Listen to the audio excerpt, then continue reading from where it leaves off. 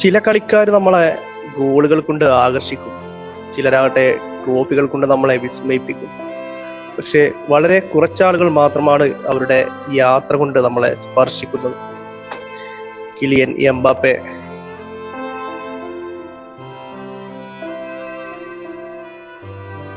ആ പേരിൽ വേഗതയുണ്ട്, കഴിവുണ്ട്, പക്ഷേ അതിനേക്കാൾ വലിയൊരു കഥയുണ്ട്. പാരീസിന്റെ ഒരു ചെറിയ ഇടത്ത് നിന്ന് ലോകത്തിന്റെ ഏറ്റവും വലിയ സ്റ്റേജുകളിലേക്ക് എത്തിച്ചേരുന്ന ഒരു യാത്ര. അത് ഒരു ദിവസം കൊണ്ട് ഉണ്ടായതല്ല. ചെറുപ്പത്തിൽ തന്നെ അവന്റെ കണ്ണുകളിൽ ആ ഒരു സ്വപ്നമുണ്ടായിരുന്നു. ഒരു ദിവസം ലോകം തന്നെ നോക്കുന്ന ഒരു കളിക്കാരനാകണം. അവൻ ഓടിയത് തന്റെ സ്വപ്നത്തിന്റെ പിറകെയായിരുന്നു.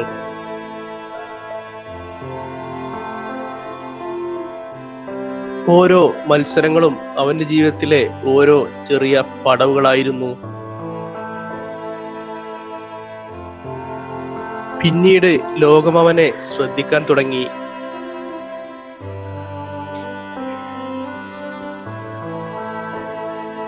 പ്രതിരോധ നിര ഭയപ്പെടാൻ തുടങ്ങി. ആരാധകർ അവനെ ആരാധിക്കാൻ തുടങ്ങി. പക്ഷേ ഒരു കളിക്കാരന്റെ മഹത്വം അവന്റെ കിരീടങ്ങൾ കൊണ്ട് മാത്രം അളക്കാനാവുന്നതല്ല.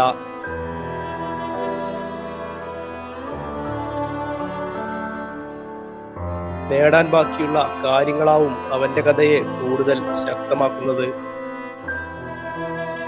എംബാപ്പയുടെ ജീവിതത്തിൽ ഒരു വലിയ സ്വപ്നം ഇന്നും ബാക്കി നിൽക്കുന്നു.